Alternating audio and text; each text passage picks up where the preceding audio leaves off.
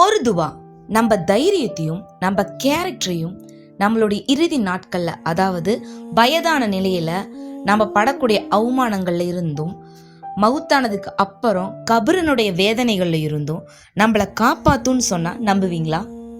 இந்த ஒரு துவாவை முகமது நபி ஸல்லல்லாஹு அலைஹி வஸல்லம் அவங்க தொழுகைக்கு பிறகு சொல்லியிருக்காங்க. ஒவ்வொரு நேர தொழுகைக்கு பிறகும் சொல்லியிருக்காங்க. இன்னும் இந்த துவாவோட மகத்துவத்தை பத்தி சொல்லணும்னா, ஒரு சஹாபி ஸ்கூல் டீச்சர் மாதிரி தன்னுடைய பிள்ளைகளுக்கு இந்த துவாவை கத்து கொடுத்திருக்காங்க. ஏன் இவ்வளவு முக்கியத்துவம் கொடுத்தாங்க இந்த துவாக்குன்னு பார்த்தோம்னா, இந்த துவாவில் இருக்கக்கூடிய பொருள் அந்த அளவுக்கு வலிமை வாய்ந்தது. வாழக்கூடிய நாட்கள்லையும் முதுமை காலத்திலையும் தன் மவுத்தானதுக்கு அப்புறமும் இந்த ஒரு துவா நம்மள காப்பாத்தும்.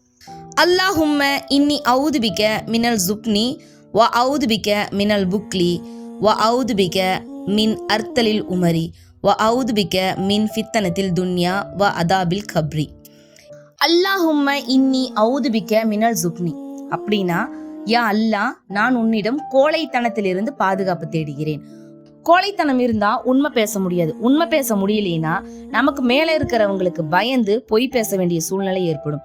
பொய் பேசணும்னா தவறான செயல்களுக்கு வழிவகுக்கக்கூடிய வகையில நம்மளுடைய வாழ்க்கை அமைஞ்சிரும்.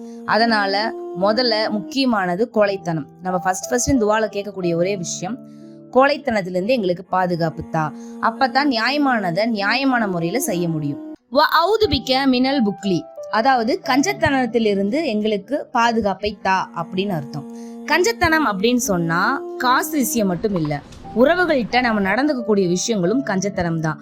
அந்த கஞ்சத்தனத்திலிருந்து எங்களுக்கு பாதுகாப்பு தா.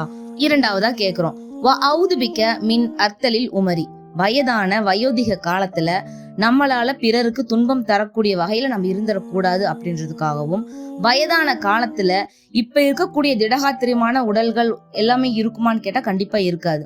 ஒருத்தரோட துணை நம்பி இருக்கிற மாதிரி இருக்கும். அது இல்லாம உடல் ஆரோக்கியத்தோட அடுத்தவங்களுக்கு துன்பம் தராத வகையில நம்மளுடைய உடல் இருக்கணும் அப்படின்றத நம்மளுடைய பாதுகாப்புக்காக நம்ம கேட்கக்கூடிய துவா தான் இந்த துவா.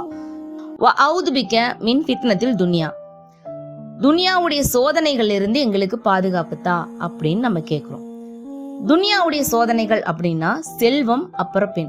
முகமது நபி ஸல்லல்லாஹு அலைஹி வஸல்லம் அவங்க சொல்லியிருக்காங்க, என்னுடைய உம்மத்துகளுக்கு விட்டு செல்லக்கூடிய சோதனை என்ன அப்படின்னு சொல்லி பார்த்தோம்னா செல்வமும் பெண்களும் அப்படின்னு. இந்த ரெண்டுல இருந்தும் எங்களுக்கு பாதுகாப்பு தான். ஏன்னா இந்த ரெண்டு மூலியமா எத்தனையோ குடும்பங்கள், எத்தனையோ நல்ல மனிதர்கள் அழிஞ்சு போனதை நம்ம கண் கூட பார்த்திருக்கோம். அதனால இந்த ரெண்டுல இருந்தும் நமக்கு பாதுகாப்பு வேணும்னு நம்ம துவா செய்யணும்.